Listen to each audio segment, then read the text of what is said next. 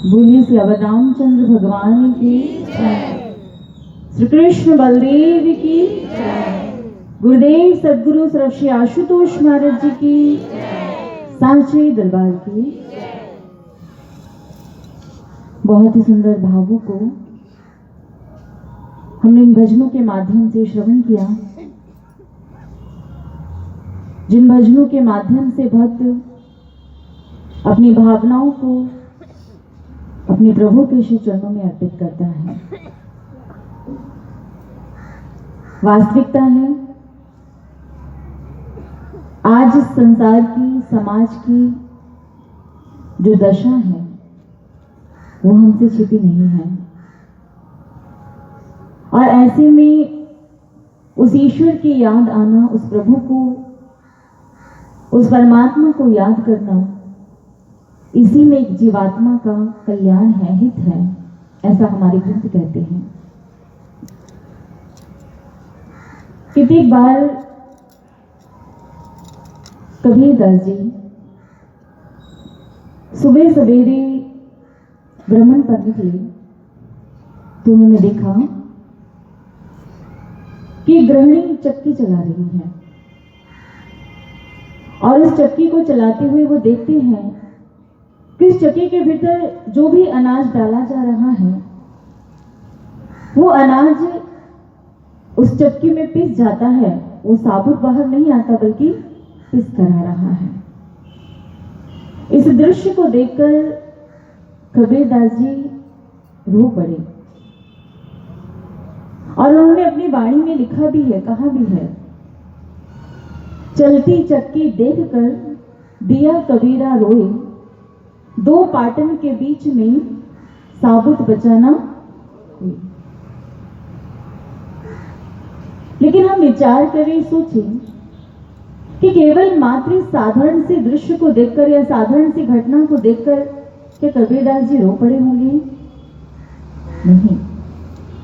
जब उन्होंने उस चक्की के भीतर उस अनाज को पिसते हुए देखा तो उन्होंने विचार किया कि आज संसार की भी तो यही स्थिति है।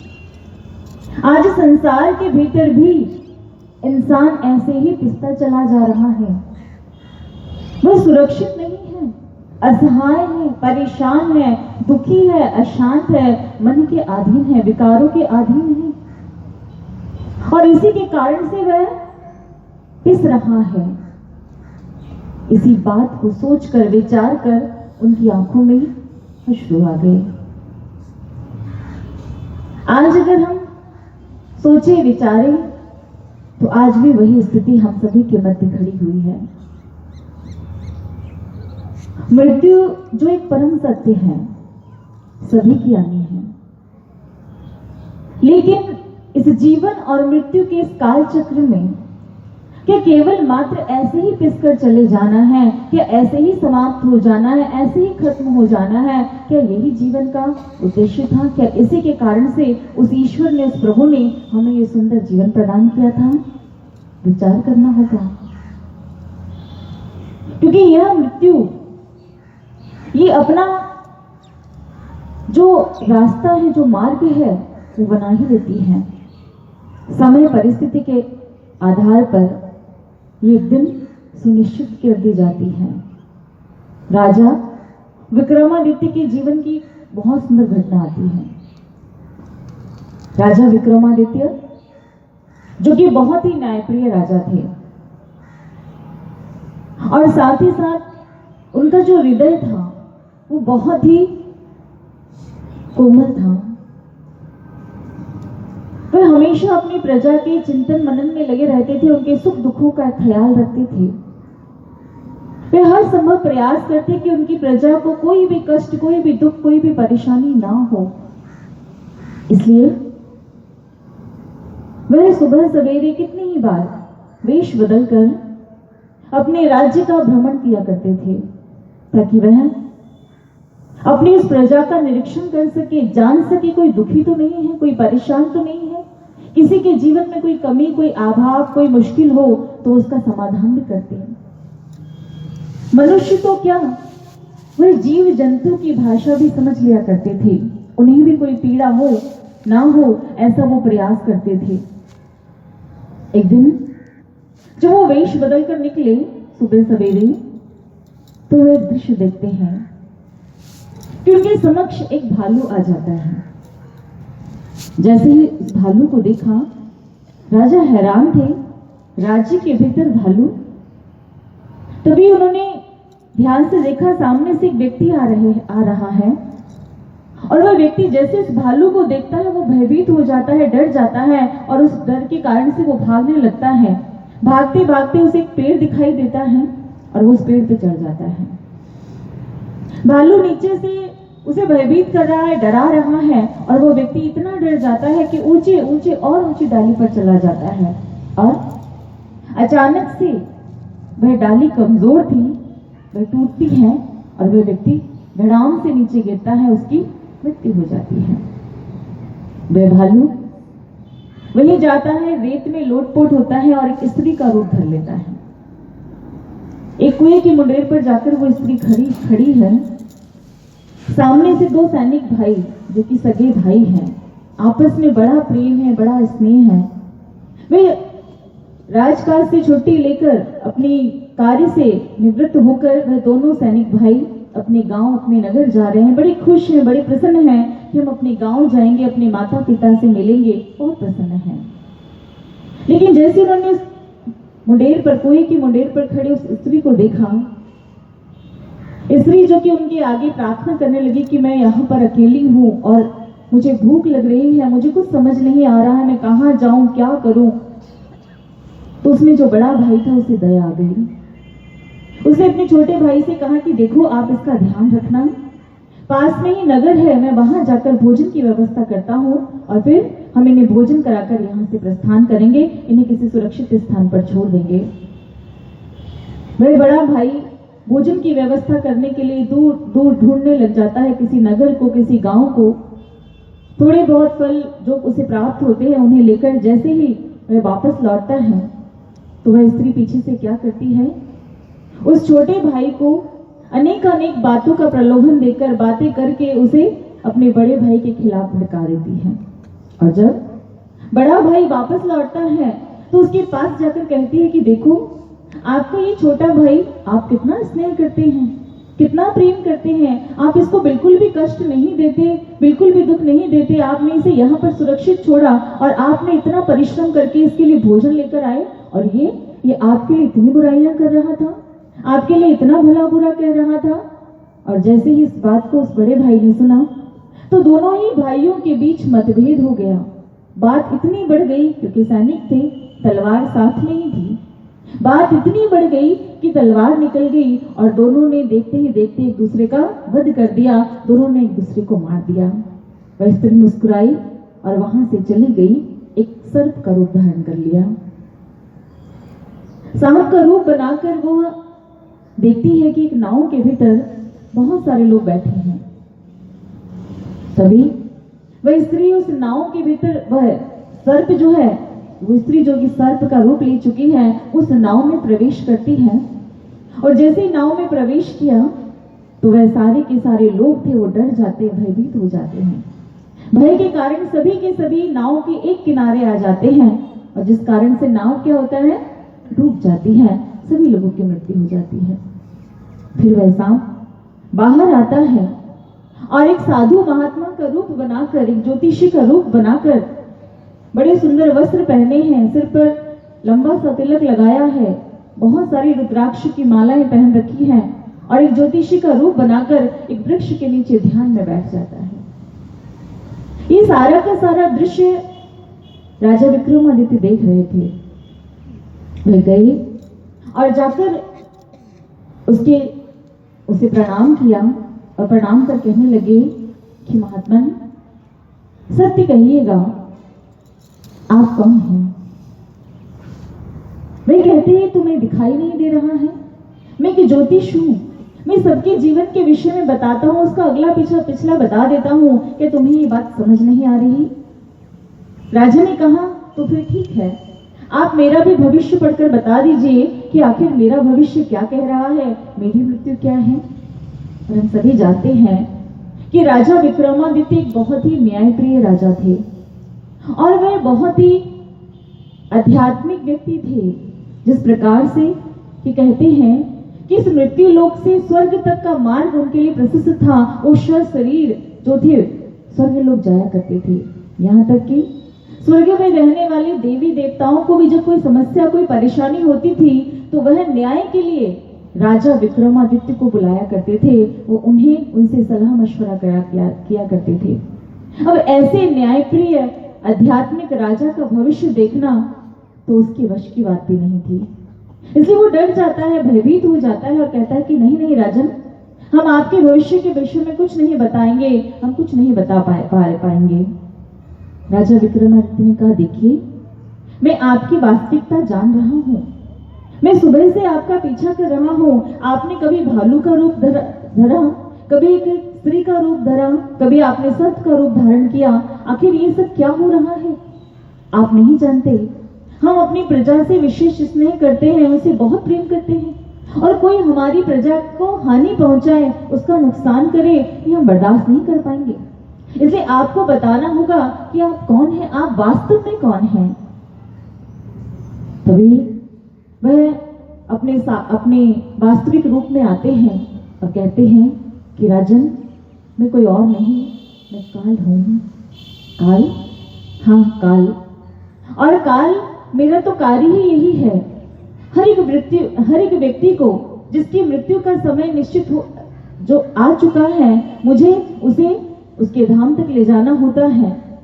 इसलिए ये तो मेरा कार्य है और मैं अनेक रूप धरकर उन्हें मृत्यु के घाट पहुंचाता हूं। जैसे कि उस व्यक्ति की मृत्यु पेड़ से गिरकर होनी थी, पर चूंकि ऐसा नहीं हो पा रहा था, इसलिए मैंने भालू का रूप धरा और उसे भयभीत किया, डराया, ताकि वो पेड़ पर चढ़े और वहां से पैर फिसलकर उसकी मृत्यु हो गई। जिस प्रकार से जिसकी मृत्यु निश्चित है, मैं वैसे रूप धरकर और उसकी मृत्यु सुनिश्चित करता हूं। राजा विक्रमादित्य कहने लगे, तो इसका मतलब कि आप किसी को भी कभी भी कहीं से भी ले जा सकते हो? काल ने कहा, नहीं, मैं भी ईश्वर का ही आदेश मानता हूं, मैं भी प्रभु का ही आदेश मानता हूं। प्रभु की आज्ञा से ही मैं ये सभी रूप धरता हूं, और जब उसका समय आ जाता है तो उसी समय के हिसाब से, जिस समय पर, जिस स्थान पर उसकी मृत्यु लिखी गई है, उसी के हिसाब से मैं उसको लेकर जाता हूं। राजा विक्रमादित्य ने कहा, तो फिर तो आप किसी को भी अपने साथ ले जा सकते हैं, किसी को भी मृत्यु का ग्रास बना सकते हैं। वह काल कहने लगा, नहीं, यूं तो ये मेरा कार्य है, इसलिए प्रभु की आज्ञा से मैं ये कार्य को अंजाम देता हूं। लेकिन जो जीव अपने जीवन की वास्तविकता को जान चुके हैं, जिन्होंने अपने जीवन में एक पूर्ण गुरु की शरणागत को प्राप्त किया है, जिन्होंने अपने जीवन के आधार उस परम प्रभु का दर्शन किया है, उसका साक्षात्कार किया है, और जो दिन रात उसके सुमरन से जुड़े रहते हैं, जो दिन रात उसके ध्यान से जुड़े रहते हैं, ऐसे भक्तों के आगे मेरी एक नहीं चलती। ऐसे भक्तों के आगे मैं भी विवश हो जाता हूँ, ऐसे भक्तों के आगे मैं भी असमर्थ हो जाता हूँ। मैं ऐसे भक्तों का कुछ भी नहीं बिगाड़ पाता, इसलिए मैं हर किसी को अपने साथ नहीं ले जा सकता। हाँ, ये जरूर है कि अगर प्रभु आज्ञा है और समय निर्धारित है तो उसकी मृत्यु तो आएगी ही आएगी। ऐसा नहीं कि कोई ब्रह्म ज्ञानी ज्ञान को प्राप्त कर चुका है और इस भक्ति मार्ग पे चल रहा है, इस अवस्था से जुड़ा हुआ है, तो उसकी मृत्यु नहीं होगी। लेकिन जानते हैं कैसे? आपने देखा होगा कि जब एक बिल्ली किसी चूहे पर प्रहार करती है तो कैसे उस चूहे पर अपने दांतों को चुभा देती है, उसे दबा देती है और बहुत ही बुरे तरीके से उसे अपने दांतों से पकड़ती है। लेकिन वही बिल्ली जब अपने बच्चे का बचाव करती है तो भी उसे मुंह से ही पकड़ती है, लेकिन वह उसे अपने दांत चुभने नहीं देती। वो बड़े ही प्रेम से, बड़े ही स्नेह से उसे सुरक्षित स्थान पर पहुंचा देती है। ऐसे ही मैं भी प्रभु आज्ञा से ऐसे जीवों को अनेक जिन्होंने जैसे जैसे कर्म किए हैं उसके आधार पर उन्हें यहां से लेकर जाता हूं। लेकिन जो प्रभु भक्त प्रेमी हैं उन्हें भी मैं ही लेकर लेकर जाता हूँ, लेकिन मैं बड़े ही प्रेम, स्नेह और सम्मान के साथ उन्हें लेकर जाता हूँ और प्रभु के धाम जाकर उन्हें प्रभु को सौंप दिया करता हूँ। कहने का भाव कि जीवन में मृत्यु निश्चित है, कोई नहीं बच सकता। कोई कितना भी समझदार बन ले, कोई कितना भी इसके लिए अपने आप को तैयार कर ले और कितना भी ये सोच ले कि नहीं, मैं अगर ऐसा करूंगा तो मेरे पास समय और बढ़ जाएगा, लेकिन ये नहीं हो सकता। जब आपका समय निर्धारित है, जब वो समय आ चुका है, तो ईश्वर वैसी ही परिस्थितियां भी आपको दे देता है और आपको एक दिन इस संसार को छोड़कर, श्वासें जब समाप्त होती है तो इस संसार को छोड़कर जाना ही जाना पड़ता है। ठीक है, कितनी बड़ी बात कही आज कि जो प्रभु भक्त प्रेमी हैं, जो हमेशा प्रभु के ध्यान से जुड़े रहते हैं, जाना तो उन्हें भी पड़ता है, लेकिन उनकी मृत्यु में और एक साधारण व्यक्ति की मृत्यु में कितना फर्क हो जाया करता है। व्यक्ति आज अपने आप को बहुत सूझवान समझ रहा है, बहुत समझदार समझता है। उसे लगता है कि नहीं, आज वो जिस प्रकार से अपने जीवन को जी रहा है, जिस अज्ञानता में वो चलता चला जा रहा है, ईश्वर नाम, प्रभु सुमरन, तो मानो आज दूर दूर की बात हो गई है, दूर दूर की बात हो गई है। ध्यान ही नहीं लगता, साधना ही नहीं होती। क्या करें, बहुत सारे, आप सभी बहुत अच्छे से जानते हैं, हमारे पास बहुत तरह के बहाने हैं। तो क्या इसके कारण से हम इस मृत्यु से बच जाएंगे? क्या हमें वह दुख, वह पीड़ा जो आज हम भोग रहे हैं, कि इस पीड़ा से हमें वह मृत्यु बचा लेगी? नहीं, चाहे कितना भी उपाय कर ले। इसलिए जीवन के सार को जानकर उससे जुड़े रहने में ही समझदारी है, उससे जुड़े रहने में ही हमारे जीवन का कल्याण है, हमारे जीवन का लाभ है। अभी जैसे आपने सुना ना कि इस जीवन के रहते भी और इस जीवन के बाद भी अगर कुछ है तो यही है, यही सिमरन है, जो हमेशा हमारे साथ रहता है और हमेशा हमारे हित में, हमारे कल्याण में ये हमेशा खड़ा रहता है। आपने सुना होगा, एक बार कहते कि एक बुजुर्ग थे, गुरु महाराज जी से ज्ञान लिया और बहुत ध्यान साधना करते। अचानक से उन्हें कोई बीमारी, कोई रोग हुआ, डॉक्टर के पास गए, डॉक्टर ने कहा ऑपरेशन करना होगा। गुरु महाराज जी के चरणों में उपस्थित हुए, प्रार्थना की, गुरु महाराज जी ऐसे ऐसे परेशानी हो रही है, डॉक्टर ने कहा है कि ऑपरेशन करना पड़ेगा, क्या करें? गुरु महाराज जी ने कोई जवाब नहीं दिया। अब मन में एक भय था, डर था, क्योंकि अब वृद्धावस्था भी थी, लेकिन मन में साधना, सेवा, इनके प्रति एक उत्साह था, एक उमंग थी, मन में इनके प्रति एक लगन थी कि कहीं अब ये जीवन समाप्त हो गया तो ये सब मुझसे छूट जाएगा। फिर भी चलो, जो प्रभु इच्छा। दोबारा गुरु महाराज जी से मिलना हुआ, फिर से प्रश्न किया, महाराज जी ऐसे ऐसे स्वस्थ ठीक नहीं रहता है, डॉक्टरों से बात की है, डॉक्टर कहते हैं ऑपरेशन करना पड़ेगा, क्या करूं? गुरु महाराज जी ने फिर से कोई और बातें की और आज भी कोई जवाब नहीं मिला। उन्हें लगा चलो, अब डॉक्टर भी कह रहे हैं, परिस्थितियां बिगड़ती जा रही हैं, ऑपरेशन तो कराना ही पड़ेगा। महाराज जी ने कुछ जवाब नहीं दिया, तो हो सकता है कि इस जवाब ना देने का मतलब हो कि हाँ ही हो सकता है, ठीक है करवा लो। अब डॉक्टर के पास जाने का दिन आया, ऑपरेशन का दिन आया। वो व्यक्ति फिर से गुरु महाराज जी के चरणों में पहुंचे, लेकिन आज कुछ नहीं कहा, क्योंकि 2 बार से कोई जवाब नहीं मिल रहा था। इसलिए गुरु महाराज जी के चरणों में प्रणाम किया और प्रणाम करके जाने लगे। तो महाराज जी ने कहा, सुनो, चिंता नहीं करनी है। उन्होंने इसी बात का सहारा लिया और चले गए। डॉक्टरों ने ऑपरेशन प्रारंभ किया और ऑपरेशन जब समाप्त हुआ तो संदेशा मिला कि अब वो व्यक्ति नहीं रहे, उनकी मृत्यु हो चुकी है। सभी परिवार के लोग दुखी थे, अशांत थे। मन में एक शंका, एक संदेह भी था कि गुरु महाराज जी ने तो कहा था कि चिंता मत करना, कुछ नहीं होगा, फिर ये सब क्या हो गया? इन्हीं बातों में उलझे थे, इन्हीं बातों में लगे हुए थे, लेकिन अब जो होना था वो तो हो चुका था, इसलिए अब कुछ कर नहीं सकते थे, असमर्थ थे, इसलिए आगे की तैयारियां प्रारंभ हो गई। लेकिन थोड़ी ही देर बाद डॉक्टर फिर से आए और आकर कहने लगे, अरे आप एक बार जरा चलो, वो जो आपके व्यक्ति हैं वो, उनकी सांसें चल रही है और वो कुछ कह रहे हैं, वो मुझे कुछ समझ नहीं आ रहा, गुरुदेव गुरुदेव कुछ कह रहे हैं, किसकी बात कर रहे हैं, जरा आप चलो तो सही, क्या बात कर रहे हैं? जब उनके परिवार में जो उनके बड़े बेटे थे उनके पास गई तो उनके पिताजी बिल्कुल सुरक्षित थे, ठीक थे, उनकी मृत्यु नहीं हुई थी। और वो बोल रहे थे, गुरु महाराज जी का जयकारा लगा रहे थे, गुरु महाराज जी का नाम ले रहे थे। उनके बेटे ने पूछा, पिताजी क्या हुआ, क्या हुआ, आप ऐसा क्या क्या कह रहे हैं, गुरु महाराज जी ने क्या किया, बताइए ना क्या हुआ। उन्होंने कहा, बेटा अभी कुछ नहीं, आप गुरु महाराज जी को फोन लगाओ, महाराज जी से बात करनी है। उनके बेटे ने गुरु महाराज जी को फोन लगा कर दिया। उधर गुरु महाराज जी के साथ ही एक स्वामी भैया भी बैठे हुए थे। गुरु महाराज जी उनसे कुछ बातें कर रहे थे, अचानक से बेल बजी, उन्होंने फोन उठाया और फोन उठाकर इधर से वो जो पिताजी थे उन्होंने फोन लिया और कहने लगा कि भैया जरा एक बार महाराज जी को देखो तो सही, महाराज जी ठीक तो है ना, महाराज जी की तबीयत तो ठीक है ना, कोई परेशानी तो नहीं है ना, आप बताओ। भैया ने कहा, हाँ हाँ महाराज जी मेरे सामने बैठे हैं, बिल्कुल ठीक है, मुस्कुरा रहे हैं, बातें कर रहे हैं, कोई बात नहीं है, आप बताइए क्या हुआ। कहने लगे, नहीं नहीं एक बार देखो, आप ध्यान से देखो कि गुरु महाराज जी को कोई खरोच, कोई चोट तो नहीं लगी है।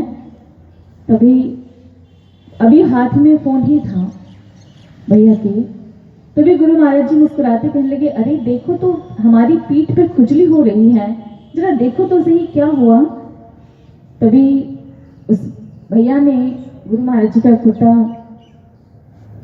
जैसे ही ऊपर उठाया तो वहां पर बहुत ही गहरे खरोच के निशान थे। भैया एकदम से भयभीत हो गए, डर गए, आंखों में आंसू भर गए, ये सब कैसे। गुरु महाराज जी तो भी मुस्कुरा रहे थे, बातें कर रहे थे और इतने गहरे निशान, ये सब कैसे।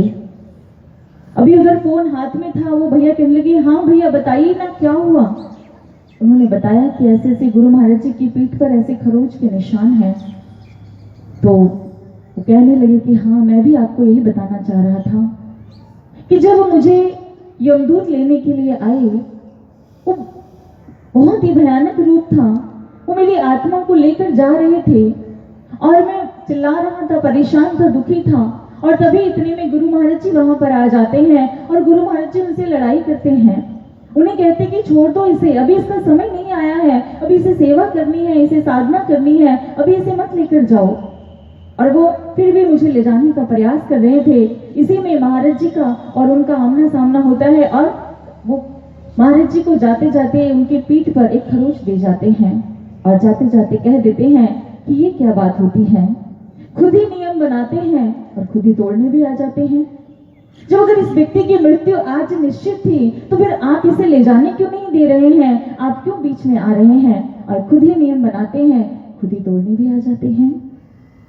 गुरु महाराज जी ने कहा, अभी समय तो आ गया है लेकिन अभी इसकी कुछ सेवा साधना बाकी है, इसे दोबारा जन्म लेकर आना पड़ेगा, इसलिए इसे अभी यही छोड़ दो। कहने का भाव कि जो उस एक की शरणागत होते हैं, उसके ध्यान से, उसके सुमरन से, उसके प्रार्थना से जुड़े होते हैं, तो उस समय ये काल भी हमारा कुछ नहीं बिगाड़ पाता। तभी तो आगे कबीरदास जी को लिखना पड़ा कि चलती चक्की काल की पड़ी सभी पर चोट, चोट तो सभी को पड़नी है, ये तो इस संसार का नियम है। काल की चक्की जब चलती है तो सभी पर चोट पड़ती है, किसी पर अधिक किसी पर कम, पर चोट तो पड़ती है। चलती चक्की काल की पड़ी सभी पर चोट, कोई कोई जोगी बच गया पार ब्रह्म की ओट। कौन बचा? जो उस एक ओट में था, उस कील के पास था, वह दाना सुरक्षित रहा। वही जीवात्माएं जो उस परमात्मा की शरणागत है, जो उस परमात्मा के ध्यान में अपने आप को लगाए हुए हैं, जो उस परमात्मा के ध्यान में खोई हुई है, ऐसा नहीं कि मृत्यु नहीं आएगी, लेकिन वो उस आत्मिक मृत्यु से बच जाएगी, उस आत्मा के हनन से बच जाएगी। क्योंकि आत्महत्या क्या होती है? क्या होती है? हमें लगता है कि शरीर की मृत्यु हो गई तो जी ठीक है, किसी ने अपने शरीर को मार दिया तो हमें लगा उसने आत्महत्या कर ली। नहीं, वो तो शरीर की मृत्यु होती है। आत्मा की हत्या तो जो इस ज्ञान को लेकर भी कि हमारी आत्मा की खुराक क्या है, वो ईश्वर, वो परमात्मा, वो प्रभु की भक्ति, उसकी साधना, उसकी बंदगी, उसका ध्यान, उसका सुमरन। हमने अगर इस ज्ञान को, इस महान ज्ञान को पाकर भी अपनी आत्मा को उसकी खुराक नहीं दी, और वह आत्मा निरंतर हमारे भीतर ही भीतर दुखी होती है, परेशान होती है, भूख और प्यास से तड़प तड़प कर मर जाती है, वो होती है आत्महत्या। और जो ऐसा कार्य करता है वो कौन कहलाता है? आत्महत्यारा। इसलिए हमने इस आत्मा के उत्थान के लिए सोचना है, विचार करना है, इसे निरंतर उस सिमरन से जुड़े रहना है, तभी हम इस आत्मा को सुरक्षित रख पाएंगे, इस भक्ति मार्ग पर निरंतर आगे बढ़ पाएंगे। जब सिमरन से जुड़े हैं, उस मार्ग पे चल रहे हैं, तो प्रभु भी, गुरुदेव भी हमारे कर्मों का संहार करते हैं और निरंतर हमारे पल प्रतिपल हमारे साथ खड़े होकर हमारे कर्मों का संहार करते हैं। एक बार एक व्यक्ति ने प्रश्न किया गुरु महाराज जी से, महाराज जी, जब से ज्ञान लिया तब से बड़ी सारी समस्याएं आ गई, बहुत सारी परेशानियां मेरे सामने आ जाती है, बहुत सी परिस्थितियां घेर लेती हैं। अब तो मैंने ज्ञान भी लिया है ना, फिर इतना दुख, इतनी परेशानियां, इतनी विपत्तियां, ये सब क्यों, किस लिए?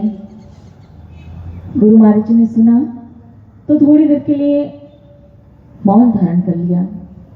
उसके बाद बहुत ही गंभीर होकर बोले, उनकी आंखों में आंखें डालते हुए कहने लगे, वो इसलिए क्योंकि मैं नहीं चाहता कि तुम जन्मों जन्मों तक उन कर्म संस्कारों को ढोते रहो, जन्मों जन्मों तक उन कर्म संस्कारों की पोटलियों को अपने सिर पर लादे रखो। इसलिए जीवन में ये परिस्थितियां बनती है, ताकि तुम इन कर्मों से मुक्त हो, हल्के हो और तुम तेजी से इस भक्ति मार्ग पर आगे बढ़ पाओ। मैं भी तो यही चाहता हूं ना कि तुम जल्दी से उस अपनी इस आत्मिक यात्रा को पूर्ण करो। इसलिए जीवन में ये परिस्थितियां बनती हैं, ये दुख, ये परेशानियां, ये विपदाएं कुछ और नहीं, हमारे ही किए हुए कर्म तो हैं जो हमारे मार्ग में आते रहते हैं। लेकिन ये तो कृपा है उनकी, ये तो दया है उनकी कि उन्होंने हमें वो मार्ग दिया जिस मार्ग पर चलते हुए हम इन कर्म संस्कारों से बच पाते हैं, हम इनका सामना कर पाते हैं। कहा ना, देहधारी को दंड है, बच सके ना कोई, ज्ञानी भोगे ज्ञान से, अज्ञानी भोगे रोई। अगर इस देह को धारण किया है तो दंड को तो हमने धारण करना ही होगा, इन्हें तो हमें प्राप्त करना ही होगा। लेकिन जो ज्ञानी लोग हैं, जो इस बात को समझ चुके हैं, जान चुके हैं, वो इस ज्ञान के मार्ग पर चलते हुए काट लिया करते हैं। और जो अज्ञानता में जी रहे हैं, उन्हें तो रोना ही है। वो इन कर्मों से कैसे बच पाएंगे, कैसे इन कर्मों का निवारण कर पाएंगे? ये तो कृपा है उस ईश्वर की। लेकिन जानते हैं हमारे भाग्य की विडंबना क्या है? हमारे भाग्य की विडंबना ये है कि जो हमें मिलता है वो हम देख नहीं पाते, और जो हमसे छूट जाता है, जो हमसे खो जाता है, हम उस पर दृष्टि टिकाए रखते हैं। कैसे? एक बार की सच्ची घटना है। एक बहन किसी, जब उनका विवाह निश्चित हुआ यहाँ दिल्ली में, तो महाराज जी के से ज्ञान से जुड़ी हुई थी। जब उनका विवाह यहाँ दिल्ली में निश्चित हुआ तो वो बहुत खुश थी, प्रसन्न थी। इसलिए कि अब तो मैं दिल्ली जाऊंगी तो वहां गुरु महाराज जी के दर्शन करने को मिलेंगे, सेवा साधना सब कुछ मैं बहुत अच्छे से कर पाऊंगी, और अब तो गुरु महाराज जी के दर्शन और भी सुलभ हो जाएंगे। मैं वहां जाकर जब मन करेगा मैं जाकर गुरु महाराज जी के दर्शन कर लूंगी। उन्होंने अपने ससुराल पक्ष को भी ये बात बता रखी थी। सभी लोग हाँ कर दिए कि ठीक है, कोई बात नहीं, हमें कोई परेशानी नहीं। विवाह हुआ, जब वो ससुराल आई बहुत खुश थी। उन्होंने अपने पति से कहा कि देखो ऐसा है कि आप मुझे गुरु महाराज जी के दर्शन करने के लिए लेकर चलिए, महाराज जी का आश्रम वहां है। वह उनके पति कहने लगे, क्योंकि पहले तो कहा था कि हाँ कोई बात नहीं, पर जब देखा कि उनकी पत्नी का तो बहुत ही ज्यादा रुझान है, वो तो हमेशा गुरु महाराज जी की साधना, सेवा, इन्हीं चीजों से में लगी रहती है और उन्हीं की बातें करती रहती है, उनके विचार ही वैसे हैं। तो उन्हें लगा कि ये तो ज्यादा ही हो गया। तो उन्होंने कहा कि देखो ऐसा है कि आपको जाना है आप जाइए, कोई बात नहीं, लेकिन आप मुझे बार बार मत कहना, क्योंकि मुझे ये सब पसंद नहीं है, ये सब मेरे को अच्छा नहीं लगता। अब वो बहन थोड़ा सा दुखी तो हुई, पर फिर भी कोई बात नहीं, मुझे जाने के लिए तो मना नहीं किया। तो ठीक है, आप मुझे दर्शन करने जाना है, मुझे कैसे जाना होगा? तो कहा ठीक है, मैं आपको छोड़कर आ जाऊंगा, जब आप दर्शन कर ले, जब सब कुछ हो जाए तो मुझे बता देना, मैं वापस आपको लेने भी आ जाऊंगा। तो कोई बात नहीं, ऐसे ही चलता रहा।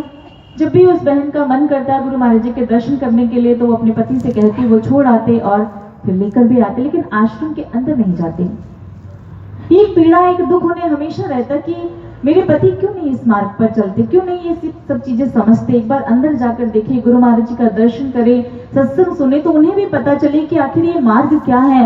लेकिन वो पहले ही उन्होंने मना कर दिया था, इसलिए वो बार बार उनसे कुछ नहीं कहती। समय बीता, विवाह को 1 साल पूरा हुआ, वर्षगांठ थी। पति ने पूछा, अच्छा बताओ क्या चाहिए तुम्हें। बहन की तो मानो लॉटरी लग गई, कारण कि गुरु महाराज जी दिल्ली में थे। इसलिए उस बहन ने कहा, देखो ऐसा है कि आज इच्छा पूरी होगी तो ऐसा है कि आज गुरु महाराज जी के दर्शनों के लिए चलना होगा, और शर्त यह है कि आपको अंदर भी चलना होगा। अब चूंकि कह दिया था कि आज इच्छा जो भी होगी पूरी होगी, तो कहा ठीक है कोई बात नहीं, आज मैं दर्शनों के लिए अंदर भी चलूंगा, गुरु महाराज जी के दर्शन करके आऊंगा। तो ऐसा है, अभी तो ऑफिस जाना है, आप जल्दी से दोपहर तक काम कर लेना, मैं हाफ डे छुट्टी लेकर आ जाऊंगा और फिर हम चलकर गुरु महाराज जी का दर्शन करेंगे। दोपहर का समय हुआ, वो बहन चूंकि इतनी अधिक खुश थी, गुरु महाराज जी का दर्शन होगा और पति ने भी कह दिया कि आज तो साथ मिलकर दर्शन करेंगे, तो इस बात को लेकर वो इतनी खुश थी कि खुशी खुशी में कब काम पूरा हो गया पता ही नहीं चला। सारा काम फिनिश हो गया, तैयार होकर टाइम बच गया, तो सोचा चलो टाइम है तो साधना ही कर लेती हूँ। जब तक पति आते हैं वो साधना के भीतर बैठ गई। साधना में वो क्या देखती है कि उनके हस्बैंड जो जिस रास्ते से आते थे रोजाना, उसी रास्ते से वो आ रहे हैं, और उसी रास्ते से आते हैं तो अचानक उनकी गाड़ी का, उनकी बाइक का एक्सीडेंट होता है, भयंकर एक्सीडेंट होता है, और वहां पर उनकी मृत्यु हो जाती है। उनके ऊपर सफेद वस्त्र डाले हुए हैं और सभी बहुत रो रहे हैं। और जैसे दृश्य को उन्होंने साधना में देखा, वो बहुत घबरा गई, बहुत अधिक घबरा गई। और जैसे तैसे वो अपने आप को संभालती कि तभी अचानक से फोन बजा, और फोन पर आगे से आवाज आई कि ऐसे ऐसे आपके पति का एक्सीडेंट हो गया है और आप यहाँ पर पहुंचिए। अब उस बहन के सामने पिक्चर पूरी क्लियर थी, क्योंकि साधना में जो देख चुकी थी। सोचा कि अब तो कुछ भी नहीं बचा, ये सब क्या हो गया, कैसे हो गया, कुछ समझ नहीं आ रहा। घबराहट बहुत अधिक थी। जैसे तैसे ऑटो पकड़ा और उस हॉस्पिटल पहुंची जहां का किसी व्यक्ति ने नंबर बताया था, एड्रेस बताया था।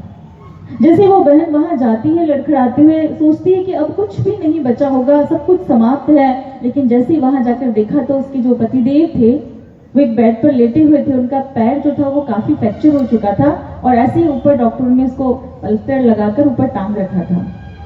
अब जैसे इस बहन ने देखा, उसकी जान में जान आई।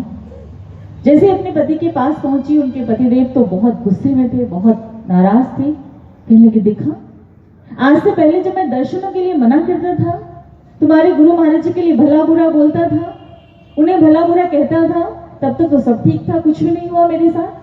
और आज मैंने कहा कि मैं दर्शनों के लिए चलूंगा तो देखो उन्होंने मेरी टांग तोड़ दी। ये तो होता है ना, ऐसे सुनने को मिलता है। अब जैसे ये सुना, वो बहन की आंखें भर आई, रोते हुए कहने लगी, आपको तो वो दिख रहा है जो टूट गया, मुझे तो वो दिख रहा है जो बच गया। क्योंकि आप नहीं जानते, आप नहीं जानते कि आज आपके साथ क्या होना था। आप तो उस चीज को देख रहे हैं जो आपके साथ घटित हुआ है, पर जो बचा है वो मेरी आत्मा जानती है, वो मैं जानता हूं। जब हृदय के भावों से, गहराई से इस बात को रखा उस बहन ने, तो उनके पति ने भी कहा कि हाँ, मुझे भी एक पल के लिए ऐसा लगा कि सामने से बाइक में ये भैया थे, आगे से ट्रक आ रहा था। कहा जो वो ट्रक मुझसे टकराया तो मैं ट्रक के बीचों बीच था कि मेरी बाइक में तो कुछ भी नहीं बचा, वो तो बिल्कुल उस ट्रक के नीचे आकर पूरा पिस गई। तो मैं उसके बीचों बीच था, मुझे नहीं पता किसने मेरा हाथ पकड़ा और मुझे उठाकर किनारे फेंक दिया, मुझे ऐसा लगा। उस बहन ने कहा, क्या अभी भी आपको नहीं लगता कि आपको बचाने वाला कौन था? उसने कहा कि हाँ, शायद वो तुम्हारे गुरु महाराज जी थे। तो उसने समझाया कि फिर क्या, फिर आप ऐसा क्यों कहते हैं कि गुरु महाराज जी ने आपके साथ ये किया? अरे आपने हाँ किया, आपके मन में वो भाव जागे, शायद इसीलिए गुरु महाराज जी ने आपकी रक्षा की। आप ऐसा क्यों नहीं सोचते? क्योंकि यही सत्य है। समय बीता, 4-5-6 दिन के बाद डॉक्टरों ने हॉस्पिटल से छुट्टी दी। उस भाई ने कहा कि देखो, मैंने तुमसे कहा था कि तुम्हारे गुरु महाराज जी के दर्शन करने चलेंगे, तो आज हम घर नहीं जाएंगे, सीधा आप दर्शनों के लिए जाएंगे। और हम स्वयं इस बात की साक्षी हैं कि जो वो बहन गुरु महाराज जी के पास अपने हस्बैंड को व्हील चेयर पर बैठे हुए थे, वो जब उन्हें लेकर वो वहां पीतमपुरा आश्रम पहुंची, तो गुरु महाराज जी जैसे मानो उनका इंतजार ही कर रहे थे। जैसे ही वो बहन, अभी संगत थी भी नहीं, बहुत कम संगत वहां पर थी, मुश्किल से 10-12 लोग वहां पर थे उपस्थित, और जैसे ही वो बहन अपने हस्बैंड को लेकर वहां पहुंचती है, गुरु महाराज जी तुरंत वहां आकर प्रसाद लौटाने की लीला करने लग जाते हैं। बहुत प्रसन्न है, बहुत खुश है और सबको प्रसाद लौटा रहे, क्योंकि लोग बहुत कम थे, सभी को बड़े आराम से प्रसाद मिल रहा था। उस भाई ने भी जब गुरु महाराज जी का दर्शन किया तो अंतरात्मा तो समझ ही जाती है सत्य क्या है, कि क्या आत्मा सबको पहचान लेती है। आज जैसे ही उन्होंने गुरु महाराज जी का दर्शन किया, वो बहुत निहाल थे, बहुत खुश थे, बहुत प्रसन्न थे। वो भी चाह रहे थे कि मैं प्रसाद लूटूं, लेकिन चूंकि उठ नहीं पा रहे थे, पैर काम नहीं कर रहा था, तो इस कारण से असमर्थ खुद को महसूस कर रहे थे। तभी गुरु महाराज जी निरंतर उनके ऊपर बार बार प्रसाद लुटा रहे थे और फिर जाते जाते इशारे से उन्हें अपने कक्ष में आने का भी निमंत्रण दे जाते हैं। जैसे तैसे वो बहन महाराज जी के कक्ष में उन्हें पकड़ कर ले जाते हैं भाइयों की सहायता से। जैसे ही गुरु महाराज जी के चरणों में पहुंचे वो दोनों पति पत्नी, महाराज जी मुस्कुराते कहने लगे, क्या कहता है मेरी बेटी से, क्या कहता है? वो तो भैया एकदम घबरा गए, क्योंकि जो कुछ कहते थे वो सब याद आ गया, जो भी उन्हें डांटते थे, गुस्सा करते होंगे, सब कुछ। उन्होंने कहा, महाराज जी क्षमा कर दीजिए, मुझसे भूल हो गई, मुझसे अपराध हो गया, मैं ऐसे ही इन्हें रोक टोक करता रहता था।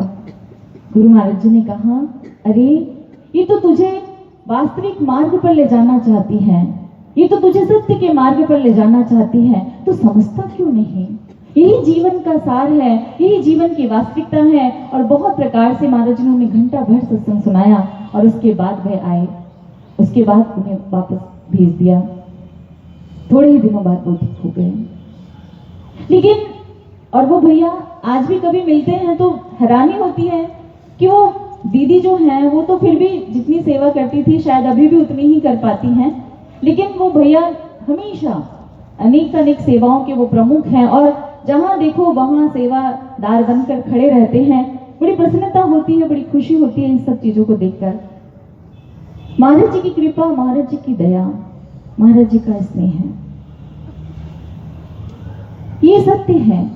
ये जीवन में कोई घटना, कोई परिस्थिति अगर घटती भी है, ये हमारे कर्मों की वजह से, लेकिन अगर उस ईश्वर का नाम हमारी सांसों में है, अगर उसकी याद हमारे साथ है, अगर उसकी कृपा हमारे साथ है, तो काल भी हमारा कुछ नहीं कर सकता। क्योंकि हम सभी जानते हैं कि कालों का काल महाकाल हमारा साथी है। जो महाकाल हमारा साथी है तो किसी काल की हिम्मत नहीं, किसी दुख विपदा या परेशानी की हिम्मत नहीं कि हमारे समक्ष आकर खड़ा हो जाए। लेकिन वही बात जो हम बार बार सुनते हैं, हमारे भाग्य की विडंबना तो ये है कि हम ईश्वर के आगे रोते हैं, आज भी रोते हैं। आज भी जीवन में कोई परेशानी, कोई दुख आता है तो क्या करते हैं?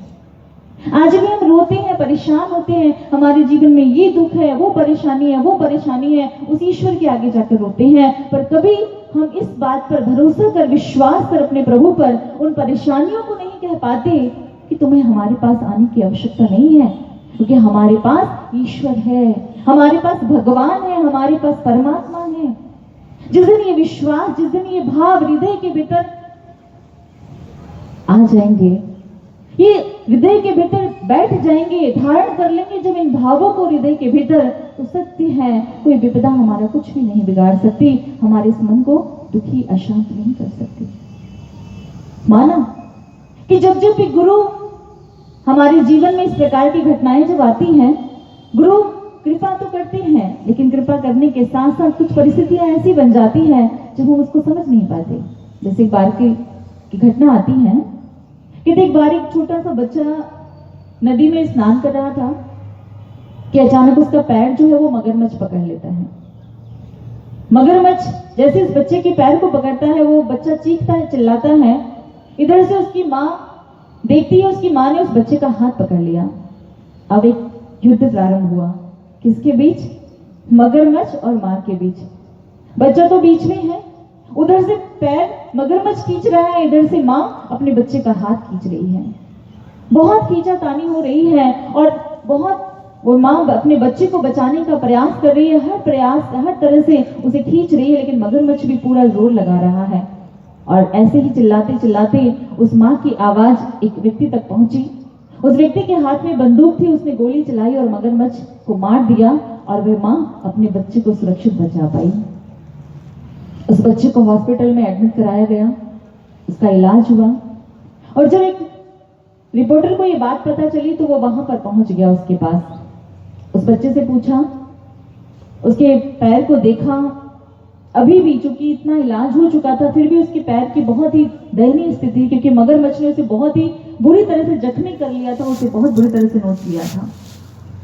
वो रिपोर्टर जैसे इस दृश्य को देखता है उसका वो भयभीत हो जाता है, डर जाता है, एकदम से कांप जाता है इस दृश्य को देखकर और उस बच्चे से कहता है कि तुम्हें बहुत पीड़ा हो रही होगी ना, उस मगरमच्छ ने किस प्रकार से तुम्हें नोचा है, कितने भयंकर निशान दिए हैं।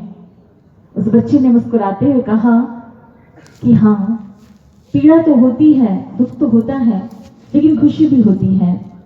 खुशी किस बात की? उसने कहा, आपने मेरे पैरों के निशान देखे ना, जरा इधर मेरे हाथों के निशान भी देखिए, मेरे हाथों में भी कुछ सुंदर निशान बने हुए हैं।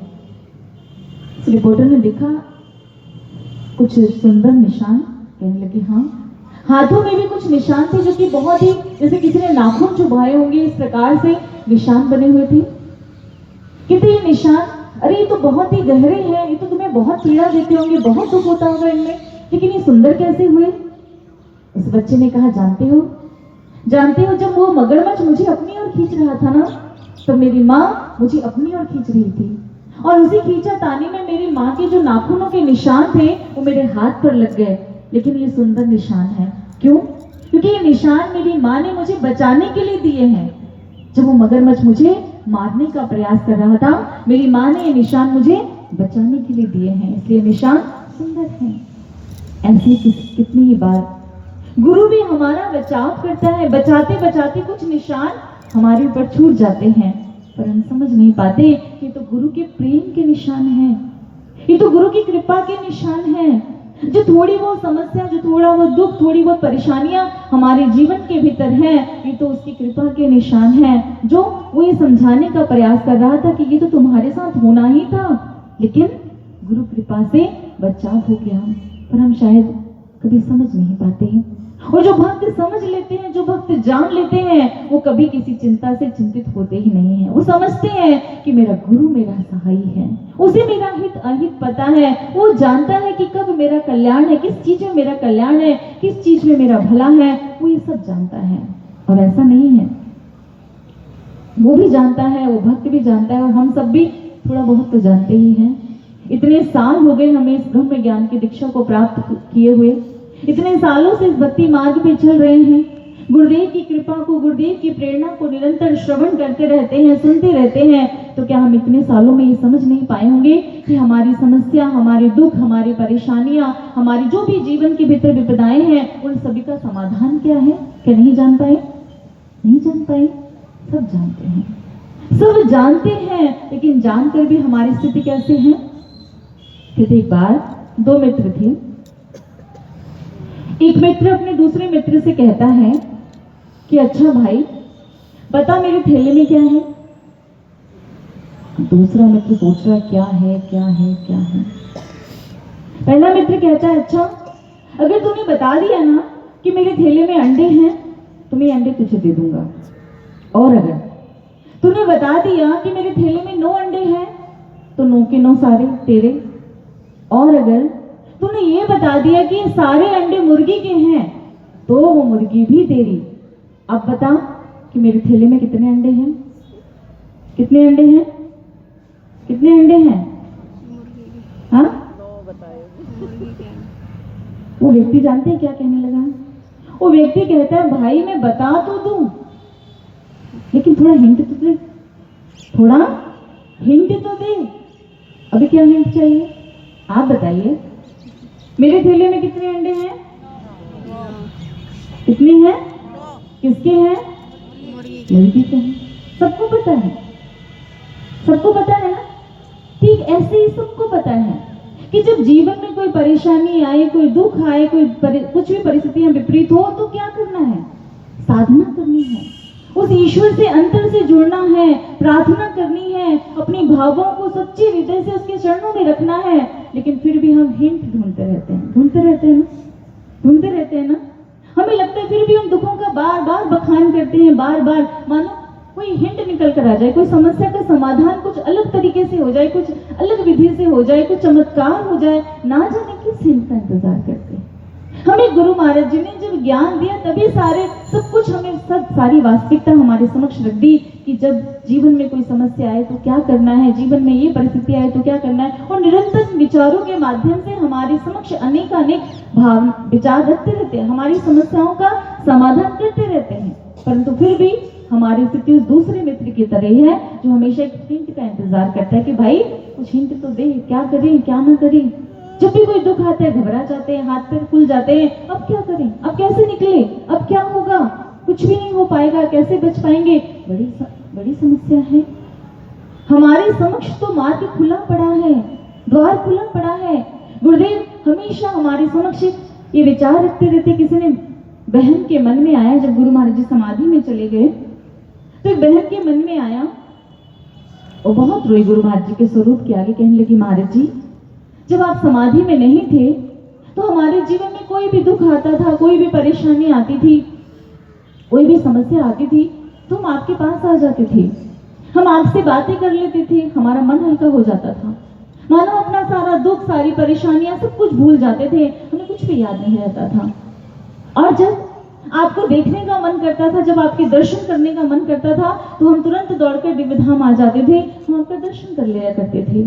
लेकिन अब जबकि आप समाधि में चले गए, अब हमारे जीवन में कोई दुख आता है, कोई परेशानी आती है, कुछ भी होता तो हम किससे जाकर कहें, कहाँ जाए गुरु महाराज जी, किससे अपने मन की बातें कहें, कब आपसे बात कैसे करें। और आपको देखने का मन करेगा तो कहाँ जाकर आपको देखेंगे, कहाँ जाकर आपका दर्शन करेंगे। जब इस प्रकार से उस बहन ने इन भावों को रखा, गुरु महाराज जी के स्वरूप के आगे बहुत रोई, और जब रात को वो साधना कर सो गई तो अपने दिव्य स्वप्न में वो क्या देखती हैं कि गुरु महाराज जी सफेद रंग के वस्त्र धारण किए हुए हैं और एक आसन पर विराजमान है।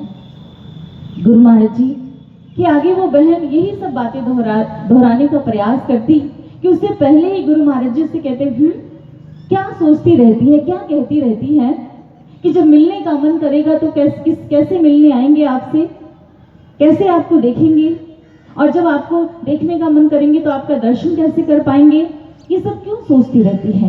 महाराज जी कहते, तू सच में मुझसे मिलना चाहती है, तू सच में मेरा दर्शन करना चाहती है, अपनी बातें मुझसे करना चाहती है। बहन ने कहा, हाँ महाराज जी। महाराज जी कहते, फिर ठीक है, तो सत्संग में आया कर। जानती है, सत्संग में हम स्वयं मिलते हैं, सत्संग में हमारा आसन लगता है ना, हमारा स्वरूप वहां पर स्थापित होता है। तो वहां पर वो हमारा स्वरूप स्थापित नहीं होता है, वहां पर हम स्वयं विराजमान होते हैं, वहां पर तुम सबको दर्शन देने के लिए हम स्वयं वहां पर आते हैं। और जो विचार वहां से दिए जाते हैं वो विचार कुछ और नहीं है, वो हमारी और तुम्हारी बातें ही तो हैं। जो तुम्हारे मन के प्रश्न हैं, जो तुम्हारी मन की शंकाएं हैं, जो तुम्हारे मन के विचार हैं, तुम्हें उनके जवाब वहां से मिलते हैं। इसलिए अगर मुझसे बात करनी है और मेरा दर्शन करना है तो सत्संग में आया कर। कितना सटीक समाधान है गुरुदेव का। हर छोटी से छोटी, बड़ी से बड़ी हर बात का समाधान गुरुदेव हमें इन विचारों के माध्यम से लेकर जाते हैं, हमें समझा कर जाते हैं। अब ये सारे हिंट्स हमारे पास हैं, हमें सब कुछ पता है, तो फिर किस बात की देरी है, फिर किस बात पर सोच विचार है, फिर हम यहीं पर क्यों खड़े हैं, हम आगे बढ़ने का प्रयास क्यों नहीं कर रहे हैं, फिर हम इन सब चीजों में क्यों उलझे पड़े हैं। अब समय है आगे बढ़ने का, अब इन सभी परिस्थितियों से आगे उठना होगा। भक्तों ने कहा ना कि जीवन सुख और दुख के पलड़े में झूलने के लिए नहीं मिला है, ये जीवन तो सुख और दुख से ऊपर उठने के लिए मिला है। हमें इन सब से ऊपर उठकर उस आध्यात्मिक यात्रा को पूर्ण करना होगा, इसी में हमारा कल्याण है। ये परिस्थितियां तो आती रहेगी, लेकिन इसका समाधान क्या है हम सभी जानते हैं। किसी ने बहुत सुंदर एक भक्त की कहानी आती है, गाथा आती है कि एक बार एक रामकृष्ण परमहंस जी का एक शिष्य था, राम अपने जीवन की परिस्थितियों से बहुत दुखी, अशांत हो गया उसके मन में अनेक विचार, कुसंस्कार जागृत हो गए, जिसकी वजह से वो बहुत दुखी, बहुत परेशान, बहुत अशांत। सोचा क्या करूं क्या ना करूं, कुछ समझ नहीं आ रहा, क्योंकि जब परिस्थितियां सामने आती है ना तो उस समय कुछ भी नहीं आता, शायद ईश्वर भी याद नहीं आता कभी। अब परिस्थितियां इतनी विपरीत हैं, कुछ समझ नहीं आ रहा, कोई समाधान नहीं मिल रहा, लेकिन एक रास्ता था, एक मार्ग था, वो था गुरु का दर, गुरु का घर। वो अभी भी उसे याद था, इसलिए दौड़ा दौड़ा गुरुदेव के चरणों में पहुंच गया। गुरुदेव के समक्ष जाकर फूट फूट कर रोने लगा और बड़ी ही हिम्मत जुटाकर गुरुदेव से अपने मन की बात कहने वाला था कि क्या देखता है कि गुरुदेव तो उसकी बातों पर ध्यान ही नहीं दे रहे हैं, उसकी बातों को सुन ही नहीं रहे हैं, उबासियां ले रहे हैं। लग रहा है कि जैसे उन्हें नींद आ रही है, उन्हें विश्राम करना है। राम इस दृश्य को देखकर बड़ा हैरान था, क्योंकि आज से पहले छोटी सी भी चोट लगती थी, थोड़ी सी भी कोई समस्या आती थी तो गुरुदेव उस समस्या को बड़े ध्यान से सुनते थे, उस समस्या का समाधान देते थे, उस पर विचार विमर्श करते थे और बार बार पूछते थे, तुम ठीक तो हो ना, कोई परेशानी तो नहीं है तुम्हें, कोई तकलीफ तो नहीं है, कोई बात हो तो बतानी है। लेकिन आज जबकि मैं बताने का प्रयास कर रहा हूं तो गुरुदेव उसकी बात को सुन ही नहीं रहे हैं। लेकिन फिर भी राम थोड़ी हिम्मत जुटाता है और हिम्मत जुटाकर अपने मन की बात रखते हुए कहता है, गुरुदेव बहुत परेशान हूं, बहुत दुखी हूं, ऐसा लगता है कि मन विकारों से भर चुका है, मन के भीतर उथल पुथल मची हुई है और ऐसा लग रहा है कि मानो ये मन तो सूखा रेगिस्तान हो गया है। गुरुदेव ने सुना तो कहने लगे, अच्छा तुम्हारा मन सूखा रेगिस्तान हो गया है तो जाओ जाकर 2 बाल्टी पानी डाल लो, तरबतर हो जाएगा। अब तो राम को लगा ये क्या बात हुई, ये क्या जवाब हुआ, मैं अपना दुख बता रहा हूँ, मैं रो रहा हूँ, मैं परेशान हूँ, गुरुदेव उसे सुन तो नहीं रहे हैं और समाधान भी दे रहे हैं, तो क्या दे रहे हैं। राम फिर से अपने मन की बातें कहते हुए कहने लगा, गुरुदेव आपके पास नहीं आएंगे, आपसे अपने मन की बात नहीं कहेंगे तो और किससे कहेंगे, यहाँ नहीं आएंगे तो और कहाँ जाएंगे, कौन है जो हमारे दुख को सुनेगा। गुरु महाराज जी आगे से और गंभीर होते कहने लगे, अरे बार बार कहते हो आप ही को कृपा करनी पड़ेगी, आप ही को दया करनी पड़ेगी। हम कह देते हैं जो देना था दे दिया, जो कृपा करनी थी हो गई, अब कोई कृपा विपा नहीं मिलेगी। अब देखो तुम बार बार क्या कहते हो, यहाँ नहीं आएंगे तो कहाँ जाएंगे, यहाँ आपसे नहीं कहेंगे तो किससे कहेंगे। अरे जहाँ जाना है वहां जाओ, वैसे भी यहाँ आकर कोई एहसान नहीं करते हो मुझ पर। गुरुदेव के इतने कठोर शब्द जब राम ने सुने, उसकी अंतरात्मा कांप गई। आज गुरुदेव को क्या हो गया है, कोई प्रेम नहीं, कोई करुणा नहीं, कोई दया नहीं। जैसे ही राम ने इन बातों को सुना, राम बहुत दुखी था। अचानक से गुरुदेव बोले, अच्छा ठीक है अब जाओ, यहां से हमें विश्राम करना है। राम बहुत दुखी मन से वहां से उठा, कक्ष से बाहर निकला और मन इतना दुखी था, इतना पीड़ित था कि उसे लग रहा था अब दुनिया में मेरा कोई नहीं है, क्योंकि जिसे अपना माना था आज वही अपना मानने से इनकार कर रहा है। आज गुरुदेव उसे इस प्रकार की बातें कर रहे हैं। एक गुरु ही तो उसका सहारा थे, एक गुरु ही तो उसका आसरा थे, जिससे वो अपने मन की बात खुलकर कह सकता था। आज वही उसकी बात सुनने को तैयार नहीं है। राम अब इस दुनिया में तेरा कोई नहीं है, चलो चलो राम चलो, अब इस जीवन को समाप्त कर देते हैं, गंगा मैया में जाकर डुबकी लगाते हैं और इस जीवन लीला को समाप्त कर देते हैं, क्योंकि अब इस संसार में तुम्हारा कोई नहीं है। इसी विचार को लेकर राम आगे बढ़ने ही वाला था कि तभी उसकी अंतरात्मा चीख पड़ी, कहने लगी, क्या क्या कहा तुमने, इस जीवन को समाप्त कर देते हैं, आत्महत्या कर लेते हैं।